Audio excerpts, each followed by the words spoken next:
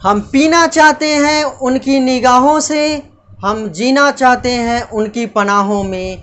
हम पीना चाहते हैं उनकी निगाहों से, हम जीना चाहते हैं उनकी पनाहों में। हम चलना चाहते हैं उनकी राहों में, हम चलना चाहते हैं उनकी राहों में। हम मरना चाहते हैं उनकी बाहों में, पर ऐसा हुआ नहीं। हेलो दोस्तों, नमस्कार। मैं पप्पू यादव मैथ्स की दुनिया में मैथ मास्टर स्वागत करता है। जैसा कि मैं कल यह वादा किया था कि रेशियो एंड प्रोपोर्शन आज समाप्त हो जाएगी, पर ऐसा हुआ नहीं। किसी कारणवश मुझे वीडियो को पूरा शूट नहीं कर पाए, क्योंकि मैं वीडियो को आधे ही रास्ते में उसको रोकना पड़ गया, क्योंकि जिस जगह पे मैं वीडियो शूट कर रहा था उसी के जस्ट बगल में घर में आग लग चुकी थी, जिस कारण से मुझे वीडियो को रोक कर वहाँ पे जाना पड़ा। ठीक है, तो जिस वजह से पूरी कंप्लीट नहीं हो पाई रेशियो एंड प्रोपोर्शन। तो जो बच चुकी है उसको आज हम पूरा करने वाले हैं। तो आशा करते हैं कि आप मेरे साथ बने रहेंगे। ठीक है, और मैं ये भी सूचना दे दूं कि अगर आपको जो भी क्वेश्चन मैं करा रहा हूं उसका अगर आपको पीडीएफ चाहिए तो पीडीएफ और क्लास नोट अगर चाहिए तो उसके लिए टेलीग्राम का लिंक दिया हुआ है, और टेलीग्राम में सभी चीज़ अवेलेबल मिलेगी। जो भी हम पढ़ा रहे हैं उसका पीडीएफ टेलीग्राम में अवेलेबल होगी, है ना। तो चलिए शुरू करते हैं क्वेश्चन। ठीक है,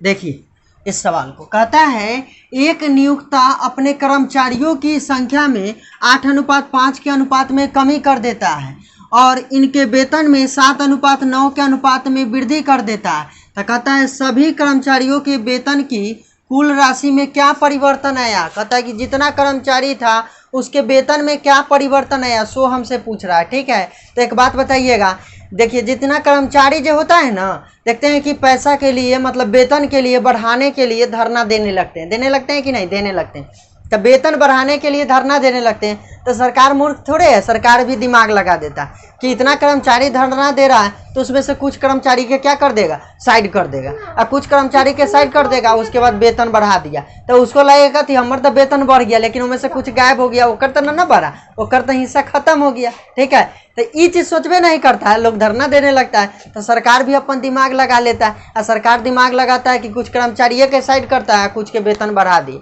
तो वेतन बढ़ा दिया तो सोचता है कि अब तो हमको प्रॉफिट हो रहा है, लेकिन होता क्या है, तब भी सरकार को फायदे होता है। वो की काम करता है ना कि पहले 10 गो आदमी काम करता था तो 2 के हटा दिया, अब 8 गो आदमी से उतना काम करवा ले रहा है, तो 2 कर्मचारी के पैसा बचेगा कि ना बचेगा, ओहे में से कुछ पैसा कैसे के बढ़ा दिया, तो उसे सोचा कि हमको तो बढ़ गया है ना, ऐसा सोचने लगेगा। ठीक है, तो देखिए कैसे होता है।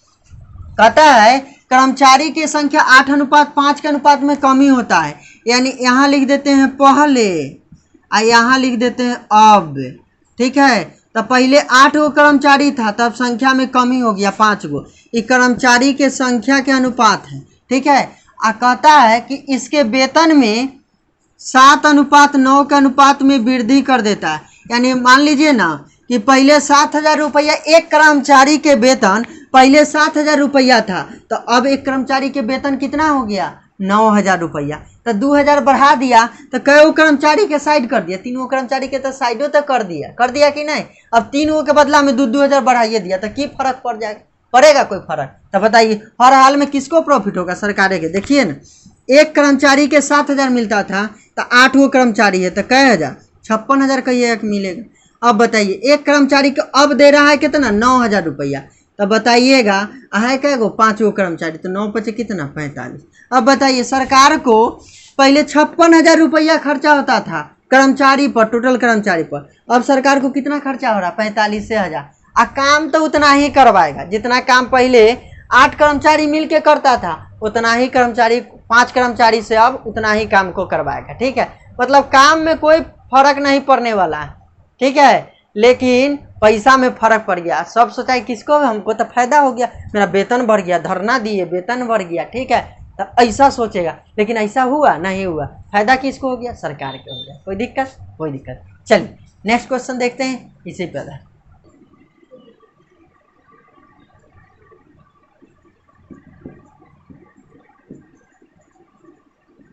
चलिए इस क्वेश्चन को हम थोड़ा चेंज किए हैं, देखिए कैसे क्वेश्चन कहता है कि एक नियोक्ता अपने कर्मचारियों की संख्या में 9:8 के अनुपात में कमी कर देता है और इनका वेतन बिल 14:15 के अनुपात में बढ़ा देता है।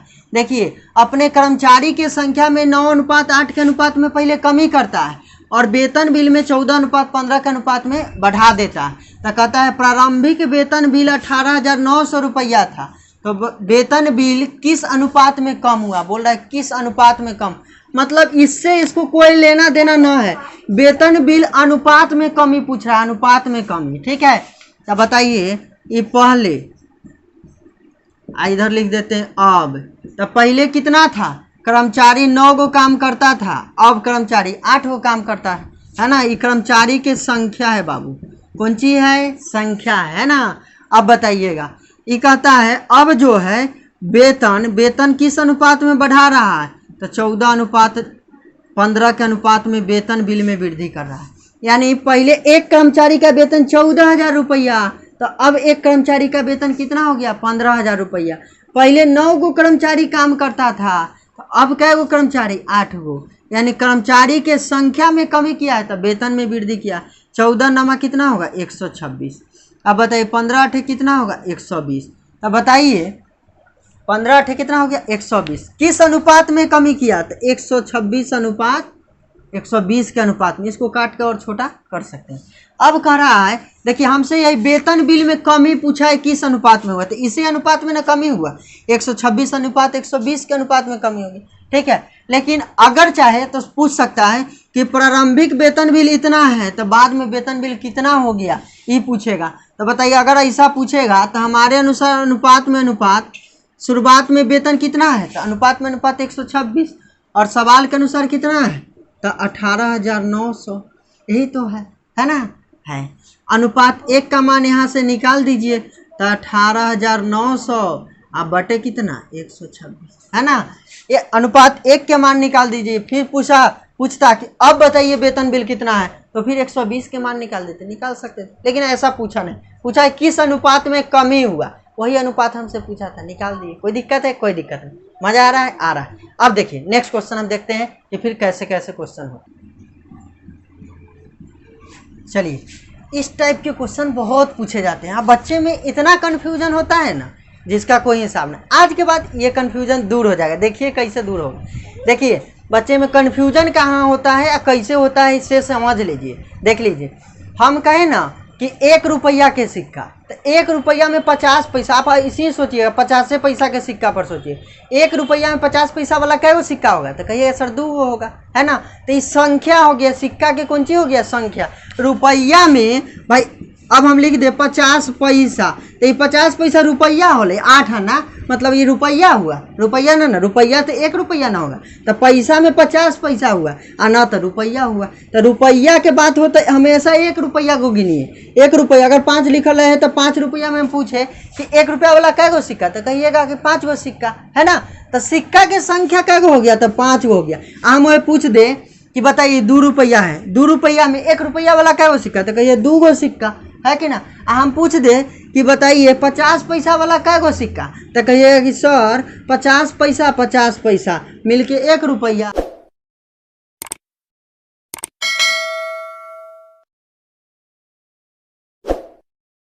यानी सिक्का एक संख्या कै गो, तो 4 गो, सिक्का की संख्या कै गो, 4 गो। तो ये हो गया सिक्का के संख्या। ठीक है, कौन सी हो गया, संख्या। तो देखिए संख्या निकालेला हमेशा 50 पैसा पर सोचिएगा, ठीक है, और रुपया में हमेशा कौन सी पर, 1 रुपया पर सोचिएगा। ठीक है, तो देखिए इस सवाल से समझते हैं। अब बताइए हमको कहा कि सिक्का कैसा है, एक थैला में कहता है एगो 5 रुपया वाला सिक्का है, एगो 2 रुपया वाला और एगो 1 रुपया वाला के सिक्के हैं, जिनका योग कहता है कि 410 रुपया। इस सभी के योग कितना है, 410 रुपये। कहता है सिक्कों की संख्याओं का अनुपात क्रमशः 4:6:9 संख्या का अनुपात है। तो देखिए हम यहाँ से लिख दे कि RS, यहाँ से लिख, ये 5 रुपया वाला है, कौन सी है, सिक्का। अब बताइएगा यहाँ भी हम RS, और ये हमको 1 रुपया वाला है, और यहाँ से हम लिख दे RS 2 रुपया, और ये है 1 रुपया। ठीक है, संख्या का अनुपात हमको दिया है, सिक्का के संख्या के अनुपात। कैसे दे दिया है, तो कहा है कि भाई ये 4 है, ये 6 है और ये 9 है ना, 4 6 9, तो संख्या के अनुपात है, इस संख्या के अनुपात है, इस संख्या के। अब ये 4 गो सिक्का है, इसका मतलब देखिए 4 गो सिक्का है, इसका मतलब 50 पैसा वाला में कै गो सिक्का है, तो कहिएगा कि 50 पैसा वाला 4 गो सिक्का है। तो जब 50 पैसा वाला 4 गो सिक्का है तो रुपया में कै रुपया होगा, तो 2 रुपया होगा। ये 50 पैसा वाला कै गो सिक्का है, तो कहिए 6 गो सिक्का है, संख्या ना है सिक्का के, तो बताइए 6 गो सिक्का है, एक मतलब है कि रुपया में कितना है, तो 3 रुपया, ऐसे करके। अब बताइए, तो यहाँ से हम ये निकाल दे, हम यहाँ से ये निकाल दे कि वास्तव में कै गो रुपया है, कै गो रुपया है, सो निकालते हैं। तो बताइए 5 चौक ये 20 आ जाएगा, ठीक है, 5 चौका कितना 20। एक सिक्का देखिए 1 रुपया में, देखिए सिक्का के अनुपात दे दिया हमको, संख्या का अनुपात दिया कि 4:6:9 के अनुपात में, तो 5 रुपया के कै गो सिक्का हो जाएगा, तो 5 चौक 20, 2 रुपया कै गो सिक्का हो जाएगा, तो 12 गो। अब बताइए 1 रुपया कै गो सिक्का होगा, तो 9 गो होगा कि नहीं होगा, मजा आ गया। अब बताइए हमारे अनुसार अनुपात में अनुपात टोटल कितना है, तब 12 20 और 12 कितना, तब 32, और 32 और 9 कितना, तो कहिएगा कि सर 32 9 41। हमारे अनुसार अनुपात में अनुपात 41 है, और सवाल के अनुसार कितना है, इतना, ठीक है, अनुपात 1 के मान। सभी के योग हम निकाले तो हमारे अनुसार इतना, सवाल के अनुसार इतना, योग दे रखा, अनुपात 1 के मान 10 आ गया, इससे ही कट जाए। किसका पूछ दिया है, तो कहता है RS 2 रुपया वाला के सिक्का के संख्या, रुपया में नहीं पूछा है, सिक्का के संख्या तो है ना है।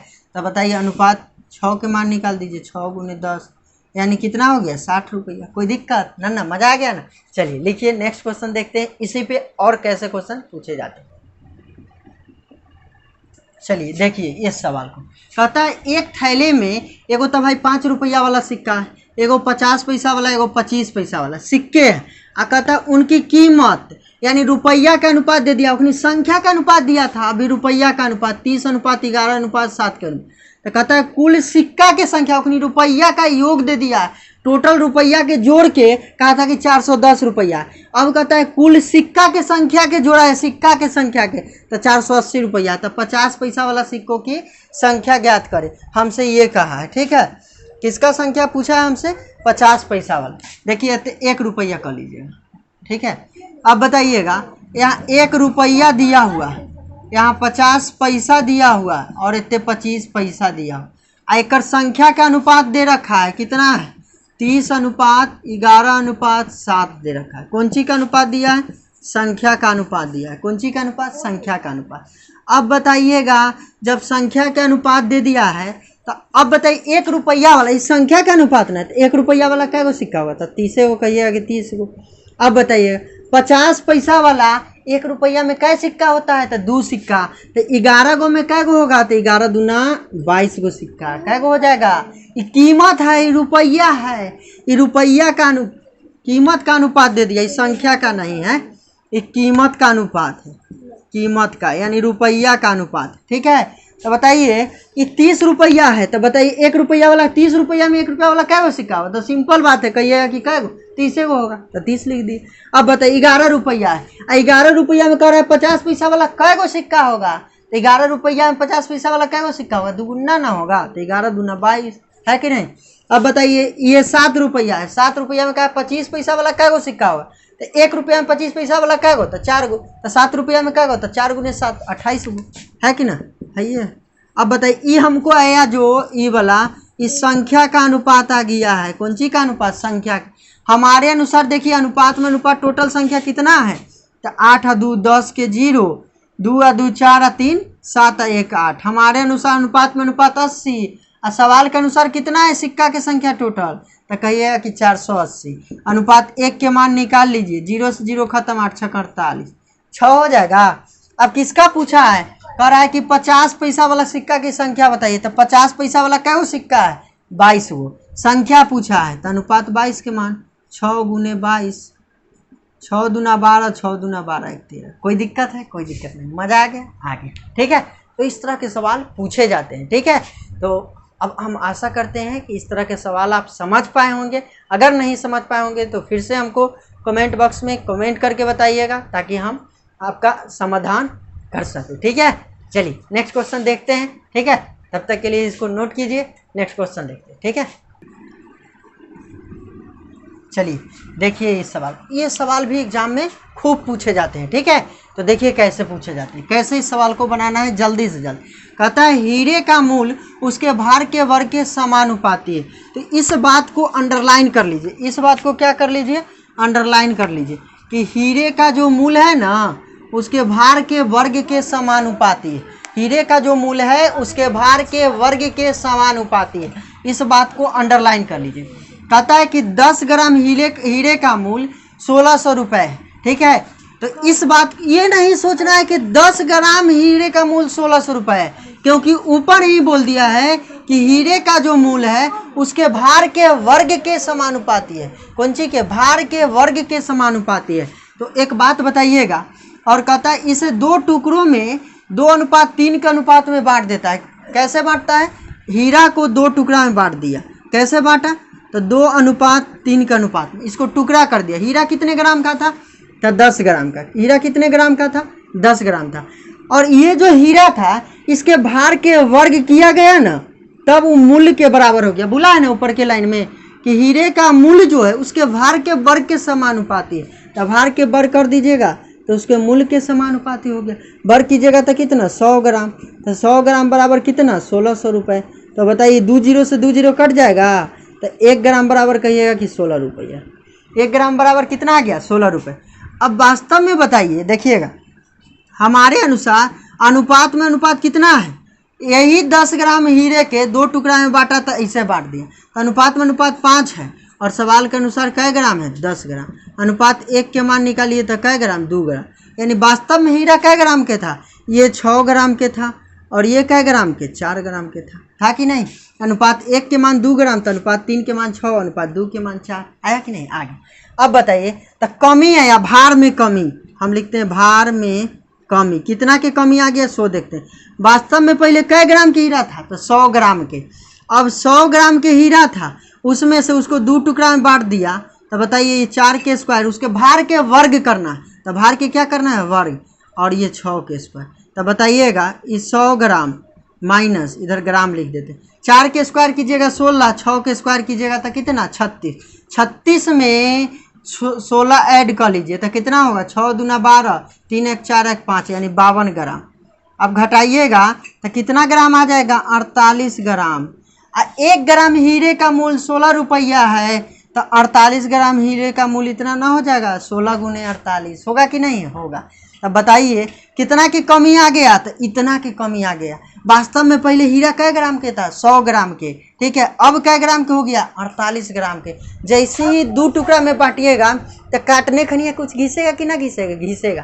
तो देखिए यहाँ से याद रखिए, अगर हमको भार दिए हुए है तो ठीक है, अगर भार दिए हुए है तो ठीक है, अगर भार नहीं दिए होगा तो जितना अनुपातिक योग होगा ना उतना ही भार होगा। मान लीजिए तो 10 ग्राम दे दिया था, तब हम ऐसे किए, लेकिन अगर नहीं दिए हुए रहता 10 ग्राम तो अनुपातिक योग कितना आया, 5, तो भार भी कितना हो जाता, 5 हो जाता। कोई दिक्कत है, कोई दिक्कत नहीं, ठीक है। चलिए नेक्स्ट क्वेश्चन देखते हैं कि इस पर कैसे सवाल आएंगे, ठीक है, और नेक्स्ट क्वेश्चन में कैसे पूछे गए हैं वो सवाल हम देखते हैं, ठीक है। तो चलिए नेक्स्ट क्वेश्चन देखते हैं। चलिए नेक्स्ट क्वेश्चन देखते हैं इस पर कि कैसे सवाल पूछे गए हैं, ठीक है। देखिए हीरे का मूल उसके भार के वर्ग के समानुपाती है। हीरे का जो मूल है उसके भार के वर्ग के समानुपाती है। तो इस बात को हम कहें कि अंडरलाइन रखिए कि हमेशा भार का जो वर्ग होगा हीरे के मूल के समानुपाती होगा। कहता है इसको 4 टुकड़ा में बांट दी जाती है। कहता है तथा चारों टुकड़ों के बीच क्रमशः अनुपात दे दिया। देखिए कैसे बांटा गया है, 4 टुकड़ा में। कैसे 4 टुकड़ा में बांटा है, सो देखिए। कहता है कि इसको 1 अनुपात 2 अनुपात 3 अनुपात 4 के अनुपात में बांट दिया गया। तो बताइए इसमें भार दिए हुए है, नहीं दिए हुए। तो हम कहें कि जब भार न दिए हुए हैं तो अनुपातिक योग जितना होगा उतना ही भार होगा। 4 3 7 2 9 1 10। तो बताइए अनुपात में अनुपात 10, तो 10 ग्राम। तो बताइए अनुपात 1 के मान निकालिएगा तो 1 ग्राम। यानी वास्तव में 4 ग्राम के हीरा है, 3 ग्राम के हैं, और ये 2 ग्राम के हैं, ये 1 ग्राम के। इसे लिखना नहीं है, ठीक है, ये सब लिखना नहीं, एग्जाम में इसे लिखने की जरूरत है ना। अब बताइए 10 ग्राम, तो 10 के इसको क्या कीजिएगा, तो कहिएगा कि सर अब ये तो सवाल में बोला है कि इसका भार जो है, हीरा का जो मूल्य है भार के वर्ग के समानुपाती है। तो भार के वर्ग कर दीजिए, यानी 10 ग्राम के वर्ग कर दीजिए, तो मूल्य के बराबर हो जाएगा मूल्य कितना कह रहा है, तो 70,000 रुपया, 70,000 रुपया है ना। तो बताइएगा हीरे का मूल्य नहीं, देखिए क्या कह रहा है इन चारों टुकड़ों को को व्यापारी 70,000 रुपये कम में बेचता है। तो बताइए कितना कमी आ गया हमको, सो देखते हैं, भार में कमी, भार में कमी। तब बताइएगा वास्तव में हीरा के अगर हम वर्ग करें तो कै ग्राम के हो जाएगा, 100 ग्राम के। आया है उसको वर्ग कर देते हैं, 1 के, 2 के, 3 के और इधर 4 के वर्ग कर देते हैं। तो 4 के स्क्वायर 16 और 3 के स्क्वायर 9, तो 16 9 25 और फिर 4 के स्क्वायर कीजिएगा तो कितना, 25 4 29 और 31। बताइएगा 100 ग्राम माइनस 30 ग्राम यानी कितना के कमी आ गया, तो कहिएगा कि 70 ग्राम के। तो हमारे अनुसार ग्राम में 70 ग्राम की कमी और सवाल के अनुसार रुपया में कितना रुपया की कमी, तो 70,000 के। अब बताइए 1 ग्राम के वैल्यू निकाल लीजिए तो कितना आ जाएगा, इस 70 से 70 कट जाएगा यानी 1,000 रुपया। कितना आ जाएगा, 1,000। अब हमसे पूछा है कि वास्तविक मूल्य ज्ञात करें, यानी वास्तव में हीरा कै ग्राम के था, तो कहिएगा सर वास्तव में हीरा तो 100 ग्राम के था। 1 ग्राम का मूल्य आ गया 1,000, तो 100 ग्राम का मूल्य आ जाएगा कितना, इतना में गुना कर दीजिए, यानी कितना आ गया, 10 लाख।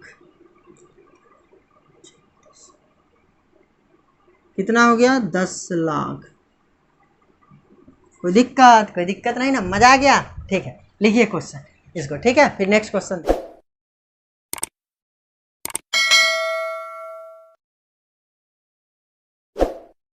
देखते हैं। चलिए ये सवाल देखिए, ये सवाल भी खूब पूछे जाते हैं, ठीक है। आप किताब उताब बनाइएगा ना तो खूब मिलेगा, ठीक है। तो देखिए कैसे इस सवाल को बनाया जाता है। कहता है x y के वर्गमूल के व्युत्क्रमानुसार विचरित होता है। कभी व्युत्क्रमानुसार बोलेगा, कभी कहेगा प्रतिलोम विचरित होता है ना। इस तरह के बातें बोलते रहता है। व्युत्क्रमानुपाती विचरित होता है, इस तरह के बोलते रहता है। तो इस सब का मतलब क्या होता है, समानुपात, ठीक है। तो बताइए कह रहा है x जो है y के वर्गमूल के व्युत्क्रम में विचरित होता है। तो बताइए x जो है y के वर्गमूल के बोल रहा है, किसका, y के वर्गमूल के। तो y का वर्गमूल निकालिएगा, क्या निकालिएगा, वर्गमूल। तो इसी ना लिख सकते हैं √y, ना समझे, देखिए ना समझिए। अगर हम कहें कि 4 का वर्गमूल बताइए, तो वर्गमूल के लिए रूट दीजिएगा यानी 6 दे दीजिएगा ना, तो 4 के वर्गमूल क्या हो जाएगा, 2 होगा कि नहीं। अगर कहेगा 16 के बताइए वर्गमूल, तो 16 के वर्गमूल क्या है, तो 4 होगा। तो कब होगा, जब 6 दीजिएगा तभी ना, समझा कीजिए। अब कहता है इसका व्युत्क्रम जो क्या कहता है, x y के वर्गमूल के व्युत्क्रम व्युत्क्रम के मतलब क्या, उल्टा, है ना। तो बताइएगा कहता है x जो है y के वर्गमूल के व्युत्क्रमानुपात विचरित होता है, यानी समानुपात होता है। जब व्युत्क्रम हो जाता है ना, y के वर्गमूल को उल्टा कर दीजिएगा तब x क्या हो जाएगा, उसके समानुपात। और जैसे ही ये वाला चिन्ह हटेगा समानुपात के, तो क्या हो जाएगा, तो हाजीपुर के सबसे प्रसिद्ध चीज केला कांस्टेंट होता है कि नहीं। तो ई हटेगा तो ई आ जाएगा, ठीक है। इनटू कितना होगा, √y। अब बताइएगा कहता है कि x के मान देखिएगा, y के मान 81 या x के मान 9 है।